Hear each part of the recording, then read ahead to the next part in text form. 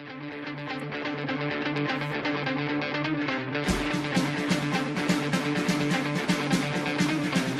kid's got ridiculous power.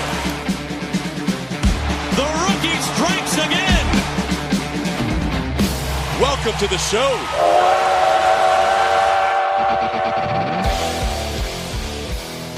And welcome back to another episode of the AstrosFuture podcast here on the Believe Podcast Network. I'm your host, Jimmy Price, also known as AstrosFuture. You can find my work at astrosfuture.com and find me on X at AstrosFuture. I'm your co-host, Kenny Van Doren.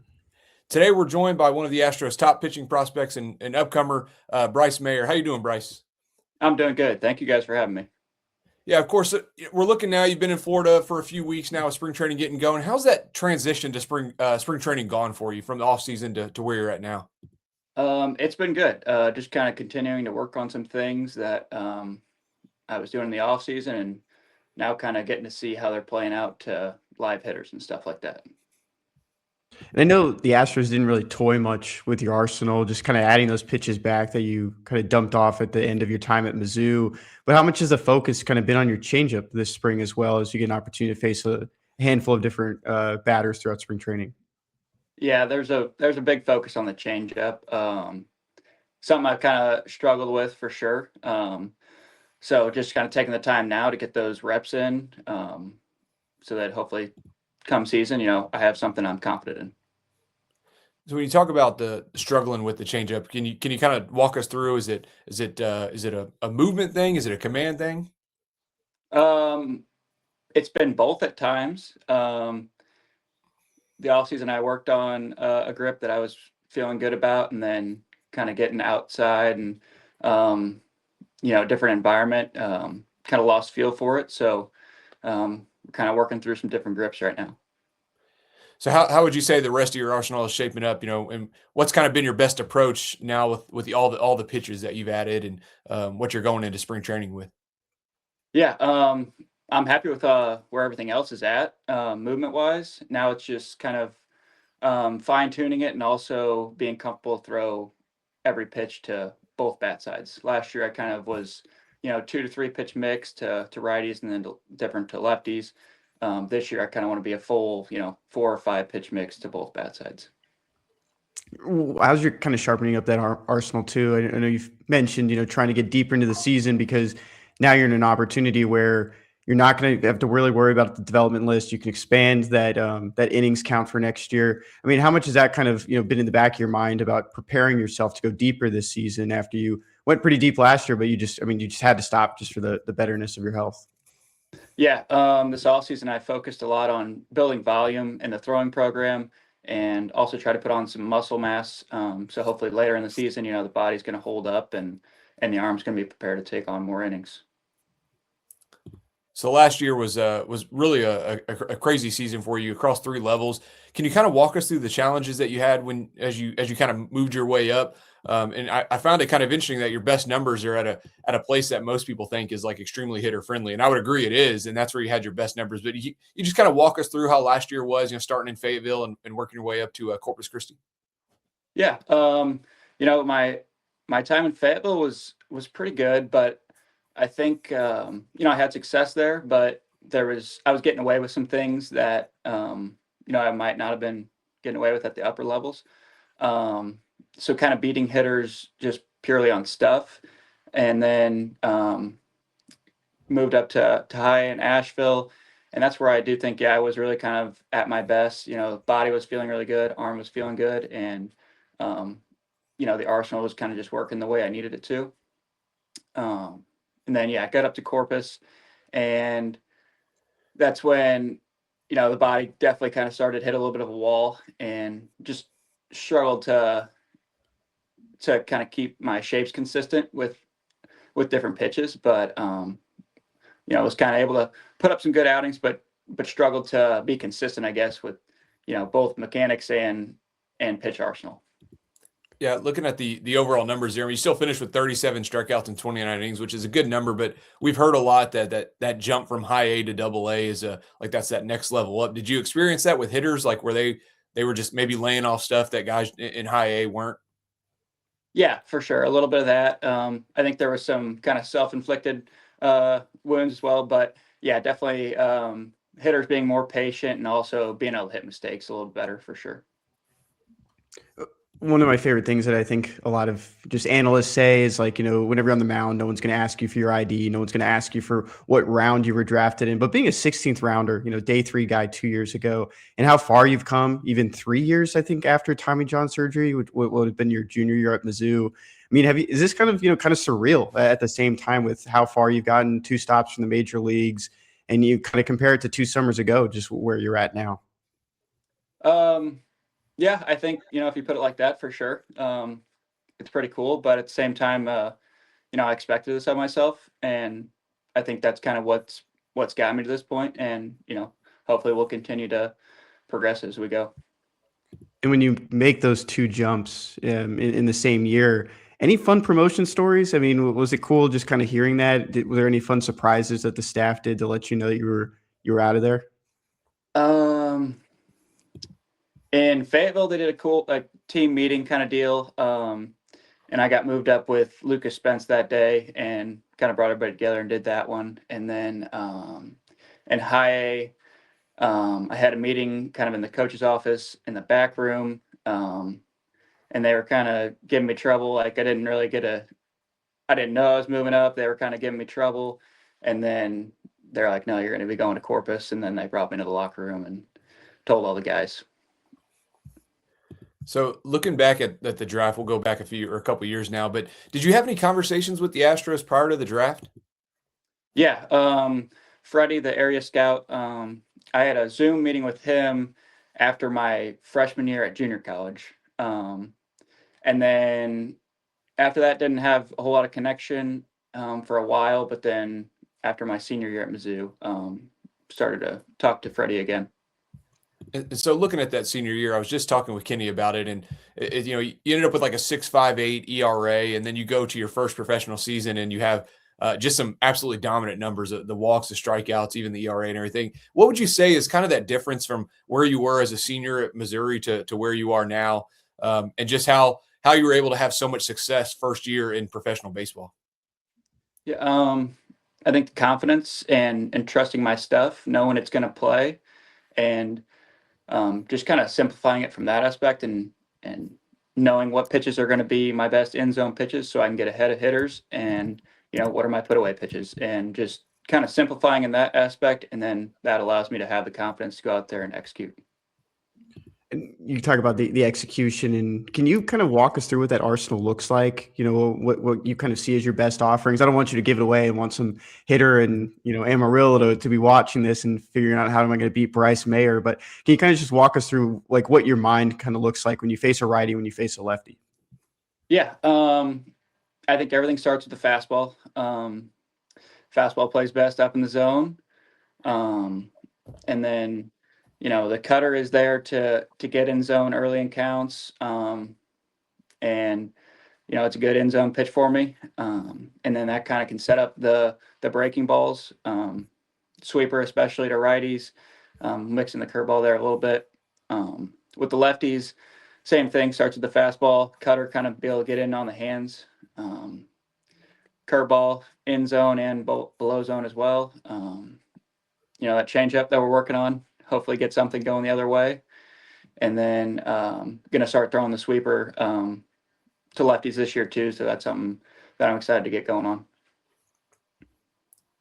So looking at your overall numbers last year, just as we're recording this for those that don't have it, but in 87 innings, walked 27, struck out 112. That was across 3 levels, which was good enough for you to be named the Astros minor league pitcher of the year.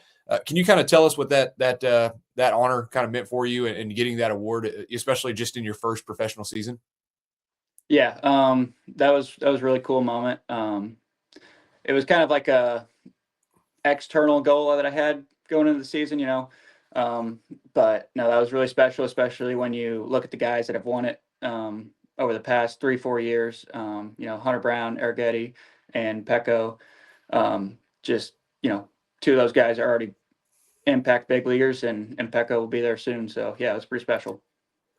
Yeah, I was looking at that the last 3 and kind of just to see the transition of all 3 to where Hunter Brown is now, to Spencer, to Ethan last year, and then obviously to where you're at now. seems like they're making the right selections when they're choosing the pitcher of the year. Yeah, I think they do a good job.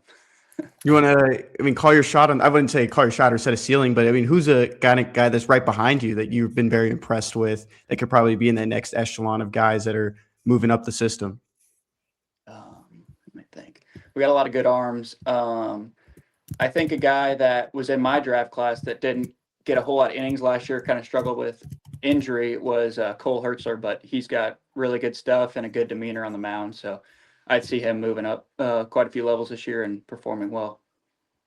Well, Bryce, we got a couple fun questions to ask now, and you just mentioned Cole there, but is there anyone else just in the system right now, a pitch that you've seen just from the minor league side specifically that you've just kind of wanted to take, and add to your own arsenal? Is there like a pitch just in the system that's really caught your eyes so far?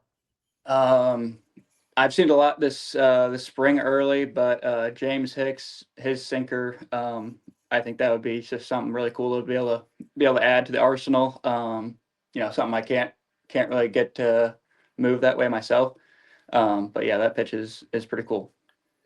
So that's interesting. You bring up his sinker. I talked to him after the Arizona Fall League, which obviously had a dominant performance there. And he mentioned that the ball that they were using was the major league ball, which allowed him to get a lot better run, I guess, on his sinker compared to the minor league ball.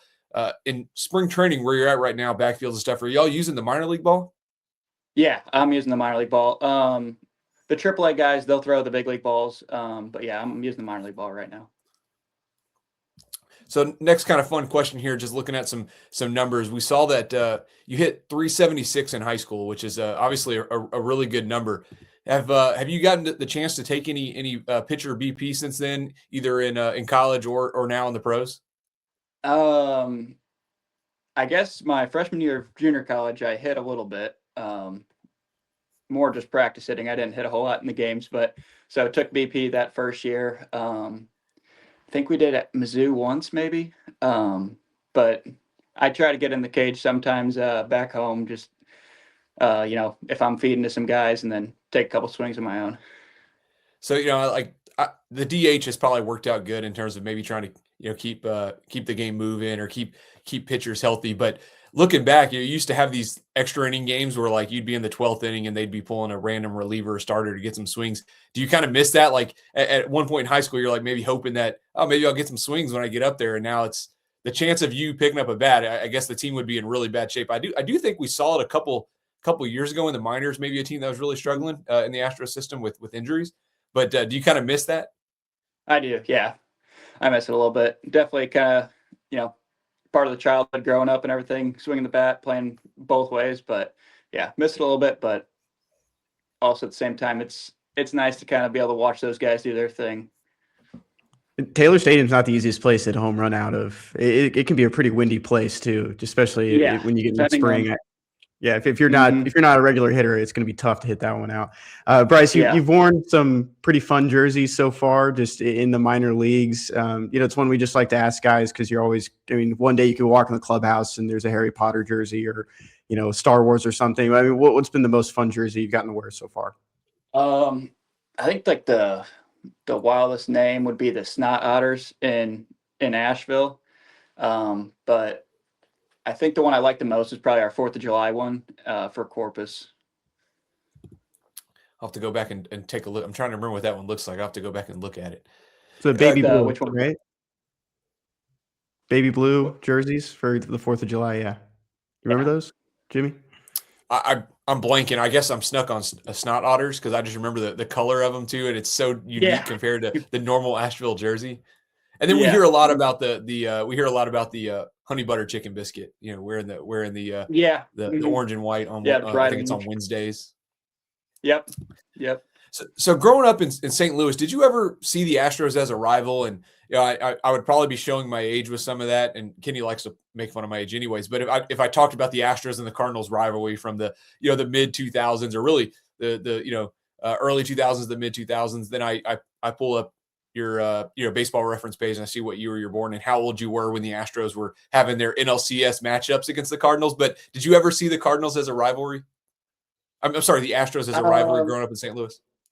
No, not really. Just I guess when I was growing up, it was just so heavily on the Cubs. And yeah, I guess that was kind of our biggest rival. So And I can at least say now that the Cardinals are long gone from the Astros, there were some really good pitchers for the Cardinals back in the day. Were there any that you kind of grew up idolizing that, as you're watching, really, I want to pitch like that guy, or someone that you kind of grew up watching? Yeah, I think Adam Wainwright is the one that comes to mind first. Did it out of the bullpen, did it as a starter. And then, later in his career, being able to reinvent himself in a way and just be successful in many different ways. Bryce, I tried to dig up a couple more like questions, just fun ones for you. I did find one. I found an old photo from June 2024 with you and some of the other Mizzou baseball players. I don't know if you guys were out just hanging out I can't tell by the background, but it kind of looks like Willie's. But Jacob Peden is in this photo, and he's wearing an Astros jersey. I mean, have you guys ever spoken about that? He has a World Series Astros jersey on. I don't know if you even remember this photo. No, I do need to ask him about that because he's pretty good buddies with Nolan Devos. But yeah, no, I don't. I'm curious about the Astros jersey now. I don't know why he had that on. And for those that don't know, Nolan went to Davidson too, so overlap there for the both of you guys to be teammates with Jacob. One more just quick one here, just because I got to ask. I know you only spent 2 years at Mizzou, and growing up in the state, you'd have some names as well. But favorite Mizzou athlete of all time? Oh, all-time Mizzou athlete. That's a tough one. I don't know. I'll give you one during my time there. Luke Mann, baseball player. Okay. He's the man. Yeah. He's in the Oakland, or not Oakland, but the athletic system. He's pretty sure he's in AA right now, still with the A's. Yeah, AA, and got called up AAA at the end of the year. Yeah. But no, he's awesome. So one more, I guess, serious question here, Bryce. Do you have any goals for yourself this year? And if there's any that you want to share, obviously the ultimate goal is always to get called up and be a contributor at the big league level. But is there any personal goals that you have for this year? Yeah, obviously, yeah, big leagues for sure. But I think that changeup and getting comfortable with that, and like I said, with the other pitches and being able to throw everything to both bat sides, I think that'll help me out a lot in the future. And I guess also just a goal is to be focused on where I'm at and not look too far ahead. All right, Bryce. Well, that's all we got. We really appreciate you, taking your time out of your day in spring training and hopping on here with us. Yeah, you're welcome. I also want to say I really like what you guys do. It's cool to be able to see, during the season, after the game gets over, and see your guys' post about, different guys throughout the organization and kind of the stuff they did that night. It's kind of a cool little highlight or recap. Awesome. Thank you. All right, guys, that's going to do it for today's episode. So if you haven't already done so, please be sure to subscribe to the podcast on iTunes, Spotify, or wherever you listen to your podcast. As always, thank you so much for listening. We look forward to having you back for our next episode of the AstrosFuture podcast, covering your Astros in the minor league system.